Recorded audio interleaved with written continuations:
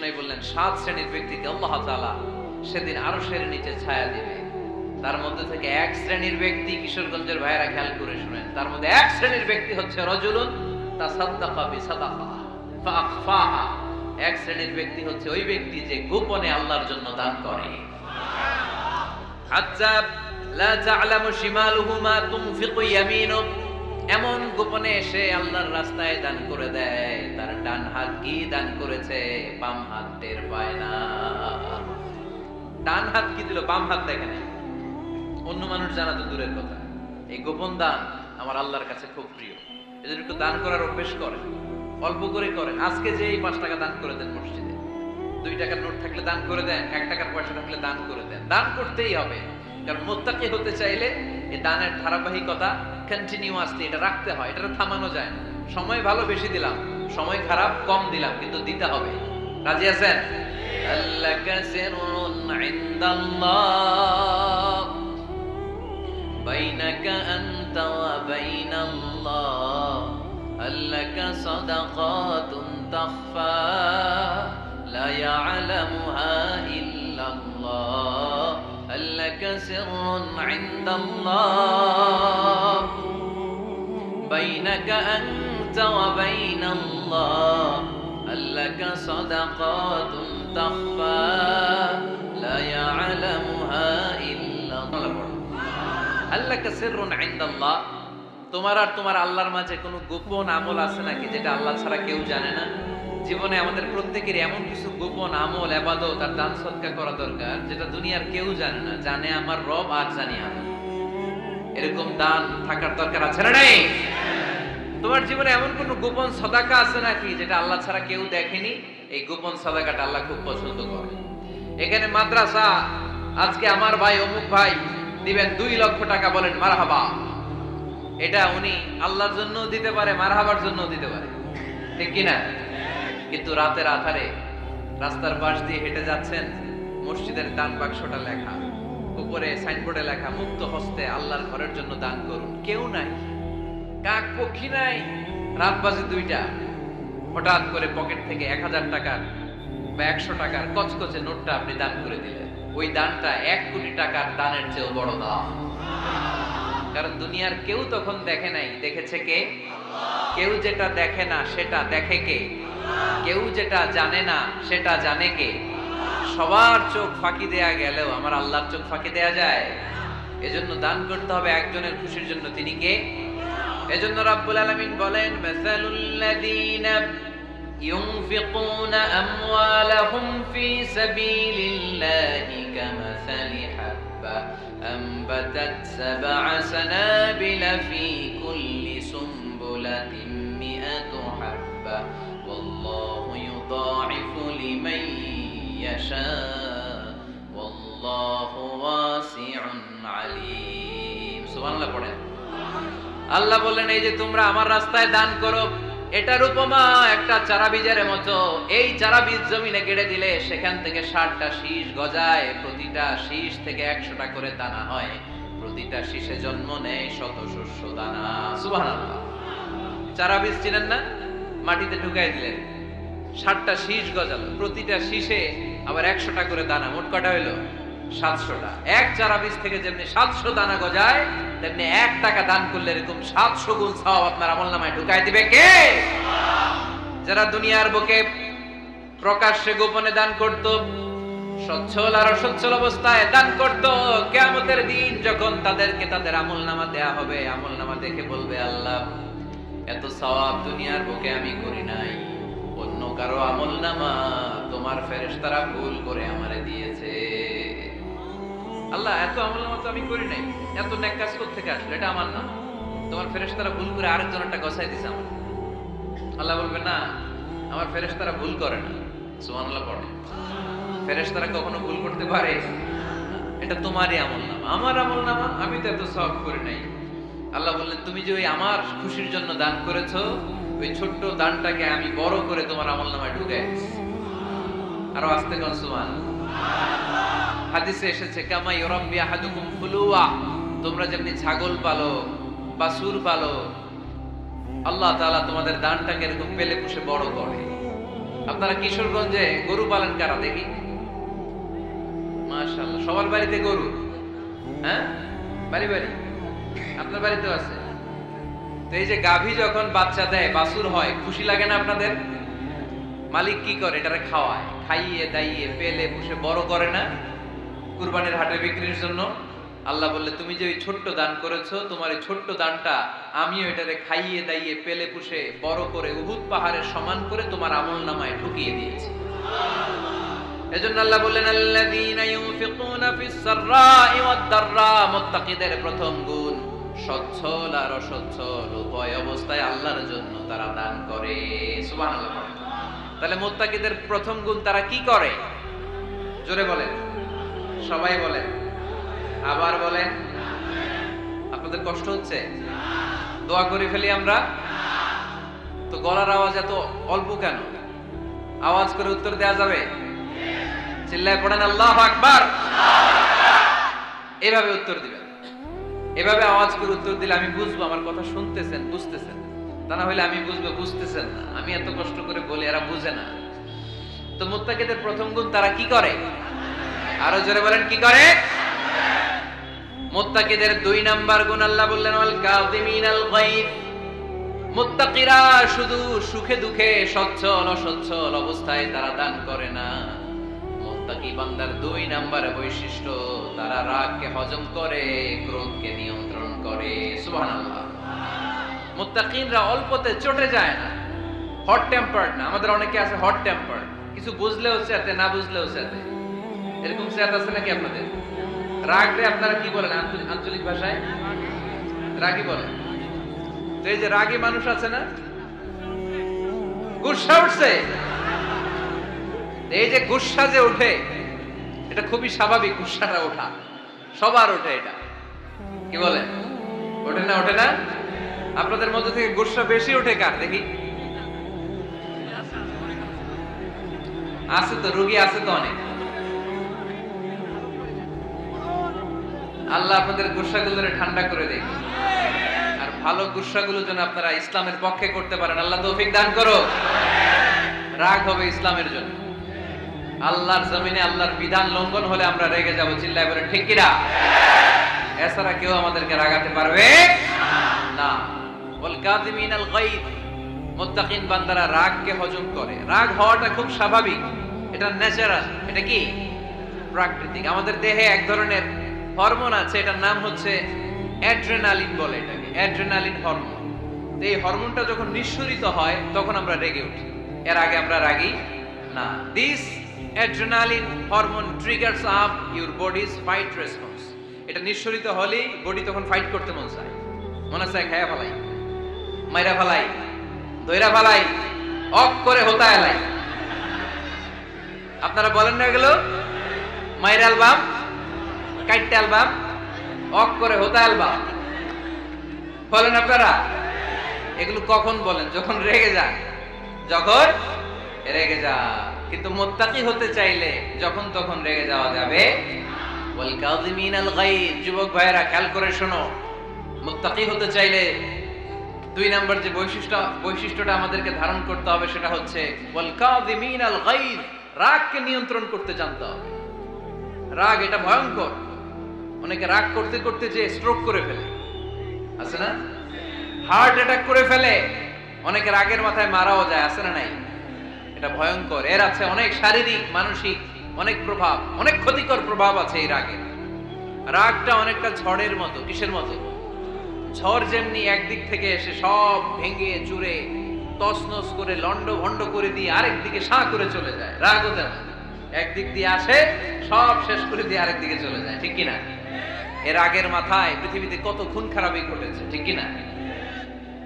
বাবা ছেলের মধ্যে রাগ আছে না নাই? বন্ধু বন্ধুর মধ্যে, বন্ধু কয় এটা আমারে দে, ওই বন্ধু বলে না দিব না, রেগে গেছে, কিলাকিলি ঘুষাঘুষি আছে না নাই? বাবা ছেলের মধ্যে জমি জমা নিয়ে হয় না অনেক সময়? বাবা কয় এই জমি তুই পাবি না, পোলায় কয় আমার এই দিবা তুমি। বাপে কয় না দিমু না, পোলায় কয় দিবা। বাপে কয় তোরে তেজ্য পুত্র করে দিলাম, পোলায় কয় তোমার মাথায় আমি কোপ মেরা দিলাম। আছে না? লেগে গেল, মারাত্মক ঝগড়া। হাজবেন্ড ওয়াইফের মধ্যে এগুলো আর হয় না, তাই না? রাগারাগি হ্যাঁ বেশি হয়।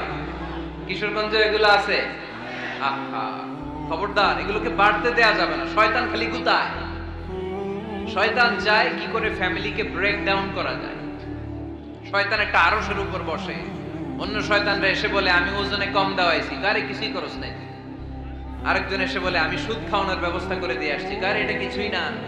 আরেকজন এসে বলে মাদ্রাসায় যাচ্ছিল আমি সরাই দিছি, কারে এটা কিছুই না। আরেক শয়তান এসে বলে আমি স্বামী স্ত্রীর মধ্যে বিচ্ছেদ ঘটাই দিছি। ইবলিশ শয়তান তখন এটারে নিয়ে নাচতে শুরু করে দেয়। এজন্য স্বামী স্ত্রীর মধ্যে ঝগড়া আছে না নাই? হাজবেন্ড বলে একটা, ওয়াইফ বলে আরেকটা, আছে না নাই? হাজবেন্ড বলে তুমি যাইবা না, এই বিয়ার দাওয়াতে যাইবা না, ও আমারে অপমান করছিল। বউ কয় আমি যামু, আমার বান্ধবীর বিয়া, তোমার কি? আছে না নাই? হাজবেন্ড কয় না যাবি না, বউ কয় যামু, গেলে তোর খবর আছে। বউ কয় কি করবা? কয় তালাক দিয়ে দিলাম। আছে না নাই? ছোট্ট ঝগড়া থেকে মাথা গরম করে রাগের মাথায় তালাক দিয়ে ফেলে। এজন্যই রাগ ভয়ঙ্কর। এর রাগের কারণে বন্ধু বন্ধুর সম্পর্ক নষ্ট হয়, হাজবেন্ড ওয়াইফের মধ্যে ডিভোর্স হয়ে যায়, বাবা ছেলের মধ্যে সম্পর্ক ছিন্ন হয়ে যায়। এটা ঝড়ের মতো। এজন্য মুমিনরা চাইলেই চট করে রেগে যেতে পারে। এজন্য রাগ নিয়ন্ত্রণের দরকার আছে না নাই? এজন্য আল্লাহ বললেন والذين ينفقون أموالهم في سبيل الذين ينفقون في السراء والضراء والكاظمين الغيظ والعافين عن الناس। মুমিন বান্দার মুত্তাকিদের প্রথম গুণ দান করে, মুত্তাকিদের দ্বিতীয় গুণ তারা রাগকে হজম করে। সুবহানাল্লাহ পড়ে। রাগকে কি করতে হবে? জোরে বলেন কি করতে হবে? আল্লাহ রাসূল বললেন লাইসা শাদীদু বিসসুরআ, কুস্তি খেলে যে অন্যকে মাটিতে শুইয়ে দিতে পারে সে আসল শক্তিশালী না। ইন্নামাশ শাদীদুল্লাযী ইয়ামলিকু নাফসাহু ইনদাল গাদাব, রাগের মাথায় যখন নিজেকে যে নিয়ন্ত্রণ করতে পারে আল্লাহর কাছে ওই ব্যক্তিটাই শক্তিশালী। কুস্তি খেলে আরেকজনের শোয়াই দিলেন, এ শক্তিশালী না। বরং শক্তিশালী তো সে যে রাগের সময় নিজের উপর নিয়ন্ত্রণ রাখে। He can control himself in the time of anger. যখন সে রেগে যায় তখন সে নিজেকে নিয়ন্ত্রণ করতে পারে, সেই শক্তিশালী। কুস্তি খেলে আপনি হোতায় দিলেন আরেকজন, আপনি শক্তিশালী না। এজন্য রাগকে নিয়ন্ত্রণ করতে রাজি আছেন তো?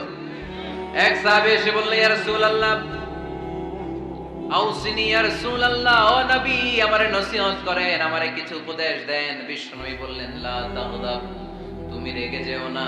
সাহাবী বললেন আরেকটা উপদেশ দেন। বিশ্বনবী বললেন লা তাগদাব, রেগে যেও না। সাহাবী বললেন ও নবী আরেকটা উপদেশ দেন। বিশ্বনবী তৃতীয়বারের জন্য বললেন ও সাহাবী তুমি রেগে যেও না, লা তাগদাব, রেগে যেও না। কারণ রেগে গেলেন তো হেরে গেলেন, রেগে গেলেন হেরে গেলেন। অনেকে আপনারা রাগাতে চাইবে নানা ভাবে, কিন্তু আপনি রাখবেন না। আপনার সাথে ঝগড়া করতে চাইবে, পায়ে পাড়া দিয়ে ঝগড়া করতে চায়, এরকম আছে না নাই? আপনারা রাগাতে চায়, ফুসলাতে চায়, কিন্তু মুমিনরা মুত্তাকিনরা তারা যেন তেন কোনো কারণে রেগে যায় না, তারা তাদের রাগকে হজম করে। আলহামদুলিল্লাহ পড়ে। আল্লাহ রাসূল সাল্লাল্লাহু আলাইহি ওয়াসাল্লাম কখনো রাখতেন না, কখনো না। ওনার উপর অনেক অত্যাচার হয়েছে, উনি রাগেন নাই, উনি ক্ষমা করে দিয়েছেন। কি করেছেন? আল্লাহ রাসূল সাল্লাল্লাহু আলাইহি ওয়াসাল্লাম যখন মক্কায় নামাজ পড়তেন, আল্লাহ রাসূল সাল্লাল্লাহু আলাইহি ওয়াসাল্লাম যখন রুকুতে যেতেন, সিজদায় যেতেন, পিঠের উপরে পচা উটের নাড়ি ভুঁড়ি চাপিয়ে দেয়া হতো। আল্লাহ রাসূল কখনো রেগেছেন? কথা বলেন। তায়েফের ময়দানে দাওয়াত দিতে গেলেন, পাথর মারা হলো, তিনি রেগেছেন? বাড়ি থেকে বের করে দেয়া হলো, বাধ্য হয়ে মক্কা থেকে মদিনায় হিজরতে গেলেন। মক্কার দিকে তাকিয়ে তাকিয়ে চোখের পানি ছাড়লেন আর বললেন মক্কা তু হাব্বুল বিলাদ ইলাইয়া, আমার কাছে সবচেয়ে প্রিয় শহর মক্কা শহর। লাউলা উখরিজতু আমা খারাজতু, আমার যদি বের করে দেয়া না হতো মক্কা থেকে জীবনে কোনোদিন আমি বের হতাম না। তারপরও বিশ্বনবী রাগেন নাই। ব্ল্যাক ম্যাজিক করে 6 মাস বিশ্বনবীকে অসুস্থ করে রাখা হয়েছে, তিনি রাগেন নাই। আল্লাহ রাসূল সাল্লাল্লাহু আলাইহি ওয়াসাল্লাম একবার উটের উপর চড়ছিলেন। ইন দ্য মিন টাইম এক বেদুইন এসে বিশ্বনবীর গায়ের চাদর ধরে টান দিলেন। হাদিসের বর্ণনাকারী সাইয়েদনা আনাস রাদিয়াল্লাহু তাআলা উনি বলেন কুনতু আমশি মা রাসূলিল্লাহ, আমি একবার রাসূল সাল্লাল্লাহু আলাইহি ওয়াসাল্লামের সাথে হাঁটছিলাম। ওয়া আলাইহি বুরদুন নাজরানি গলিদুল হাশিয়া, আর রাসূল সাল্লাল্লাহু আলাইহি ওয়াসাল্লামের গায়ে ছিল চাদর। কি ছিল? আপনারা আজকে চাদর গায়ে দিয়ে আসছেন? কেউ আসছেন? অনেকে এই যে আমরা চাদর গায়ে দেই, আমাদের চাদরের এই পাশে মাঝে মাঝে কিছু ডিজাইন করা থাকে না? নাজরান দেশ থেকে নিয়ে আসা বিশ্বনবীর ওই চাদরের এইখানে খসখসে ডিজাইন ছিল। তো আল্লাহ রাসূল যখন চাদর গায়ে দেয়া, ওই বেদুইন যখন চাদর টান দিয়েছে, ওই খসখসে ডিজাইন আল্লাহ রাসূল সাল্লাল্লাহু আলাইহি ওয়াসাল্লামের ঘাড়ের চামড়া ছিঁড়ে ফেলেছে। আসছিল ভিক্ষা করতে, বেদুইন আসছে কি করতে? ভিক্ষা চাওয়ার স্টাইল দেখেন, ভিক্ষা চাওয়ার স্টাইল দেখছেন? আল্লাহ রাসূল সাল্লাল্লাহু আলাইহি ওয়াসাল্লামের চাদর ধরে এমন টান মেরেছে, ওই খসখসে চাদরের দাগ বিষ্ণু সাল্লাল্লাহু আলাইহি ওয়াসাল্লাম ঘাড়ের মধ্যে বসে ঘাড়ের চামড়া ছিঁড়ে গিয়েছে। বিষ্ণু প্রচন্ড ব্যথা পেয়েছেন, কিন্তু কিছুই বলেন নাই। ফালতাফাতা ইলাইহি রাসূলুল্লাহ, আল্লাহ রাসূল তার দিকে তাকালেন, তাকিয়ে সুম্মা দাহিক, ছোট্ট একটা মুচকি হাসি দিলেন। মুচকি হাসি দিলেন, ভিক্ষা করতে আসছে, চাদর ধরে টান মেরে ঘাড়ের চামড়া ছিঁড়ে ফেলছে, আর বলতে শুরু করছে, ইয়া মুহাম্মদ মুরলি মিন মালিল্লাহ, আল্লাহর যে সম্পদ আছে বাইতুল মালের সম্পদ থেকে আমার কিছু দাও, আমার কিছু নাই। আল্লাহ রাসূল সাল্লাল্লাহু আলাইহি ওয়াসাল্লাম ফাদাহিক, একটা মুচকি হাসি দিলেন, দিয়ে সে যা চেয়েছে তার হাতে সেটা উঠিয়ে দিলেন। চিল্লায় পড়েন সুবহান। তার মানে আমার নবী সহজে রাখতেন না। ওনার গায়ের উপর, দেহের উপর অত্যাচার করা হলে বিষ্ণু সাল্লাল্লাহু আলাইহি ওয়াসাল্লাম কখনো রাগেন নাই। মারা হয়েছে, পাথর মেরে রক্তাক্ত করা হয়েছে, পিটানো হয়েছে, আল্লাহ রাসূল সাল্লাল্লাহু আলাইহি ওয়াসাল্লাম কখনো রাগেন নাই। তবে আল্লাহর জমিনে আল্লাহর বিধান লঙ্ঘিত হওয়া মাত্রই বিষ্ণু সাল্লাল্লাহু আলাইহি ওয়াসাল্লাম রেগে যেতেন। পড়েন আল্লাহু আকবার। আল্লাহর বিধান লঙ্ঘিত হতে দিতেন না। যেই লোকটা নামাজ পড়া অবস্থায় উটের পচা নারী বুড়ি চাপিয়ে দিলে রাগেন না, যাকে পাথর মারা হলে রাগেন না, চাদর ধরে টেনে গায়ের চামড়া ছিঁড়ে ফেললে রাগেন না, ওই ব্যক্তিটা আল্লাহর জমিনে আল্লাহর আইনের বিরুদ্ধে কথা বললে রেগে যেতেন। কারণ এটা আল্লাহর আইন, আল্লাহর আইনে সবাই সমান। এখানে উঁচু নিচু, there is no difference between black and white, between upper and lower, between the richer section of the society and poorer section of the society, between the prime minister, between the member of the parliament and the factory worker, rickshaw puller. Everyone is totally equal, 100% equal in the eyes of Quran and Islam. চিল্লায় বলেন ঠিক কি না? আল্লাহর চোখে সবাই সমান। ওইখানে প্রধানমন্ত্রী নাই, ওইখানে প্রেসিডেন্ট নাই, ওইখানে এমপি নাই, ওইখানে রিকশাওয়ালা আর প্রধানমন্ত্রী আর প্রেসিডেন্ট এক কাতারে দাঁড়িয়ে আল্লাহর সিজদা দেয়। চিল্লায় বলেন ঠিক কি না? নিজেকে আক্রমণ করা হলে রাখতেন না, কিন্তু আল্লাহর জমিনে আল্লাহর বিধান লঙ্ঘিত হলে আল্লাহ রাসূল রেগে যেতেন। মদিনাতে এক মেয়ে চুরিতে ধরা পড়ল। চুরি করলে কি করতে হয়? আস-সারিকু ওয়াস-সারিকাতু ফাকতাউ আইদিয়াহুমা। বাংলাদেশে হাত কাটে, কি করে? জেলে দেয়। আর কি করে? হ্যাঁ, জরিমানা, জামায়াত করে না। বিধান হচ্ছে হাত কেটে দাও। If anyone steal something precious, the government, the authority should cut down his right hand. আইনটা কার? বাংলাদেশে এরকম চোর আছে না নাই? দেশের টাকা পাচার করে, আছে না নাই? হাজার হাজার টাকা কুচি কুচি করে বগুড়ার এক পানির মধ্যে, খালের মধ্যে দেখলাম। আহা, জনগণ খেতে পায় না আর মানুষ টাকা কুচি করে জঙ্গলে ফেলে দিয়ে আসে। এগুলো কত বড় টাকা! একটা চোর, ওকে ধরে যদি হাত কেটে টেলিভিশনে প্রচার করে দেয়া হতো, 17 কোটি মানুষ যদি দেখতো, এই দেশে আর চোর খুঁজে পাওয়া যেত না। বনু মখজুমিয়া গোত্রের এক নারী চুরিতে ধরা পড়ল। সাহাবীরা যে বললে, ইয়া রাসূলুল্লাহ, অনেক বংশীয় মেয়ে, আপনি হাত কেটে দিয়েন না, মাফ করে দেন। কি করেন? আল্লাহ রাসূল সাল্লাল্লাহু আলাইহি ওয়াসাল্লামের চেহারাটা আগুনের গোলার মতো লাল হয়ে গেল, রেগে গেলেন। আল্লাহ রাসূল বললেন, এত বড় সাহস পেলে কোত্থেকে? এটা আল্লাহর আইন। চিল্লায় বলো, কার আইন? লাউ কানাত ফাতিমাতু বিনতি মুহাম্মদ সারাকাত লাকাতা মুহাম্মাদুন ইয়াদাহা। আরে বনু মখজুমিয়া গোত্রের মেয়ে তো দূরের কথা, আমার কলিজার টুকরা ফাতেমাও যদি চুরিতে ধরা পড়তো, আমি ফাতেমার ডান হাত কেটে দিতে 1 সেকেন্ডও দেরি করতাম না। কারণ বিধানটা কার?